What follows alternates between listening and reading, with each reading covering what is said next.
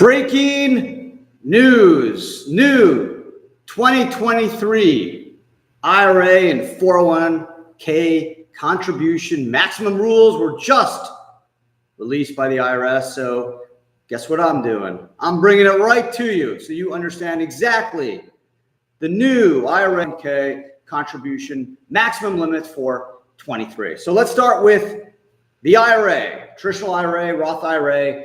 2022 was $6,000 and $7,000. It's gone up $500 to $6,500, $7,500 respectively if you're over 50 years old. So the reason the increase is so small when we compare it to 401ks, which we'll get to momentarily, is because the IRA contributions are not indexed to inflation. That's something that they hope to change, but for some dumbfounded reason, they're not. So the contribution limits for IRAs and Roth IRAs have gone up just a little bit from $6,000 and $7,000 to $6,500 and $7,500 respectively if over the age of 50 years old. SEP IRA, which is a profit sharing plan, generally opened by small businesses, self-employed. The maximum you can put in for 2022 was $61,000, and now the most you can do is 66. Nice amount, $5,000, and we can thank inflation for that. That's the main reason we're dealing with all this stuff. As you guys are all aware of, we're at a 40-year high in inflation. So 401k contributions and SEP are indexed more for inflation than just traditional IRAs and Roth IRAs. So that is why the SEP IRA contribution has gone up from the 61 to the 66,000. And what I'm doing is I'm going to just copy and paste this into the chat box so you can exactly see what I'm talking about. SEP IRA, the simple IRA has also gone up. In 2022 it was $14,000, and in 2023 it's $15,500, and now there's a $3,500 catch up. It was a $3,000 catch up in 2022. Catch ups if you're over 50. Simple IRA is not so popular. SEP IRA is also more popular. Again, just to recap, SEP IRA is a profit sharing plan. 20% of your comp up to a max of $66K if you're a single member LLC or sole proprietor. 25% of your W-2 if you're a W-2 C Corp, S Corp, or receive guaranteed payments from a 1065 partnership. Let's move to the solo 401k, where we get a lot of significant movement in terms of contribution changes in 23. Let's start with employee deferrals. In 2022, the most you were able to put away as an employee was generally in pre-tax or Roth, and this generally goes dollar for dollar, was $20,500. The new rule is $22,500. So it went up a few $1,000. Nice increase, very nice increase. Year before went up $1,000. So this is nice. Now, if you're over 50 years old, 2022, you were able to do $27,000. Again, this is a maximum. It's employee deferral. It's elective. It's totally up to you. In 2023, you can do $30,000. So the catch up from under 50 to over 50 used to be 6,500. Now it is 7,500, right? 22,500 to 30,000 if you're over 50 for employee deferrals. Now let's look at the maximum you can put away. So in 2022, the most you were able to put away when you add the employee deferrals and the profit sharing, remember the employer contribution is either 20% or 25% if you're a W-2. If you're under 50, the most you're able to put away was $61,000. So if you made $1 million in 2022, let's say sole proprietor, you're able to do $20,500 plus 20% of 100, which obviously would be more than the 61 max. So you were capped at 61. Now the new cap, drum roll please, $66,000, just like the SEP IRA. So it went up a nice round $5,000, which is a really great number. Again, index for inflation. Thank you, President Trump, President Biden, for dumping $3 trillion into the economy. Appreciate it. But now we have to pay the price. But again, the indirect silver lining of inflation is this: contributions, 401k plan savers win. We get to put away more. Yeah, it may cost us more to live, cost us more to shop, cost us more to rent if we are renting a home or an apartment, or if we need to get a new mortgage. Yikes, it's going to cost us more. Travel is more, hotels, airplanes, gas, but we get to put away more. Now, if you're over 50 in 2022, you're able to put away $67,500, and in 2023, drum roll please, $73,500. Okay, so catch up of 7,500 from the 66,000. So if you're over 50 years old and you want to max out your 401k solo K, the most you're going to be able to do is 73,500, which is a huge, jump from 67,500. So all in all, just to recap here, traditional IRAs, Roth IRAs used to be 6,000 and 7,000. It's gone up a small, $500 each, 6,500 or 7,500. Wish it would go up more, but unfortunately, IRAs are not yet indexed for inflation. SEP IRA went from 61 to 66,000. Simples went from 14 to 15,500. Catch-up went from 3,000 to 3,500. Just to note, SEP IRAs do not have catch-ups.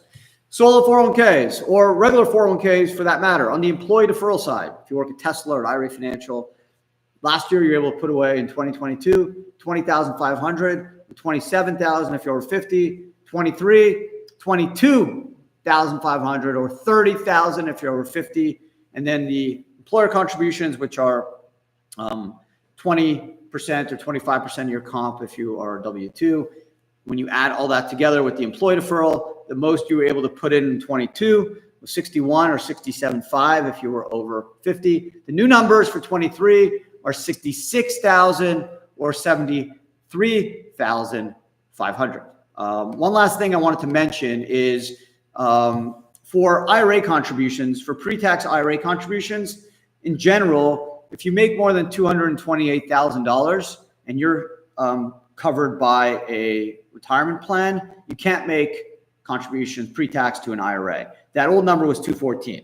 Okay, and then if you're married, filed jointly, and your spouse has access to a 401k, and you make more than 129, married, filed jointly, you can't make pre-tax IRA contribution.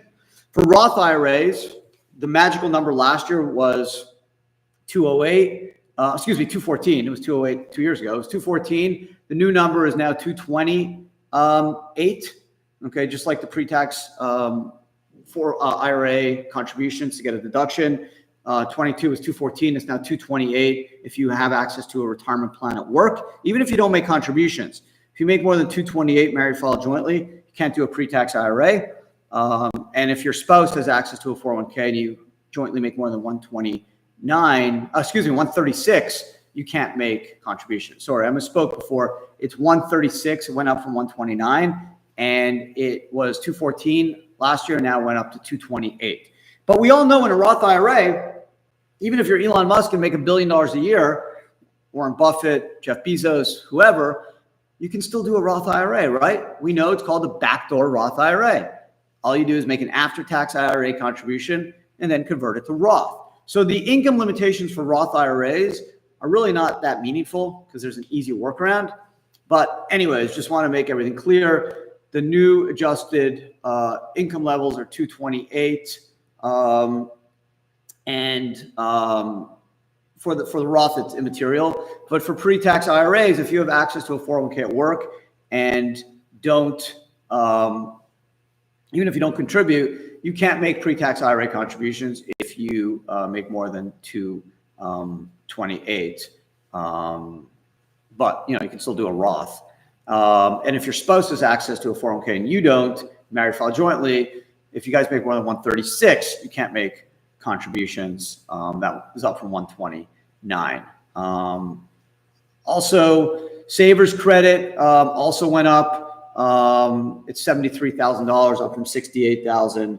So that's also a nice benefit. So all in all, we are seeing the indirect benefits of inflation is we get to put away more money in our retirement account. IRAs, 401ks, SEP, Simples, saver credit's gone up. The income thresholds for making pre-tax IRA, 401k, I should say pre-tax IRA and Roth contributions is also up. So if we can, again, look at the positives of inflation, this is the major positive. There's nothing really else other than getting higher interest at the bank. Making higher contributions in a retirement account, I think is a great benefit. Why? Because we know the retirement system's rigged in our favor. It takes advantage of the power of deferral, power of compounding returns. Don't trust me, trust Albert Einstein, who said compounding returns is the 8th wonder of the world. Your money doubles every 8 years, assuming an 8% rate of return.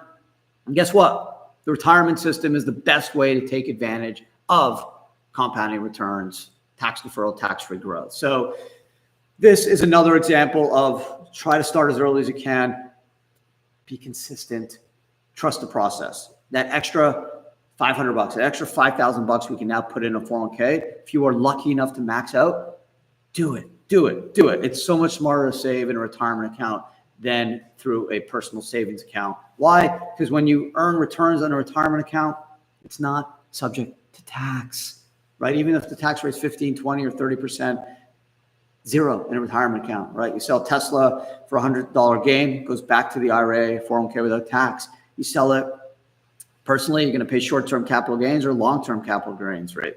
15 to maybe 35%. Do that over and over again over many years. You're gonna have a lot more money in a retirement account. Okay, and it's just simple math. I'm a dumb tax lawyer, but Albert Einstein I trust, and I've seen it for myself over the last 20 so years, saving, maxing out my 401k as a lawyer and as a business person.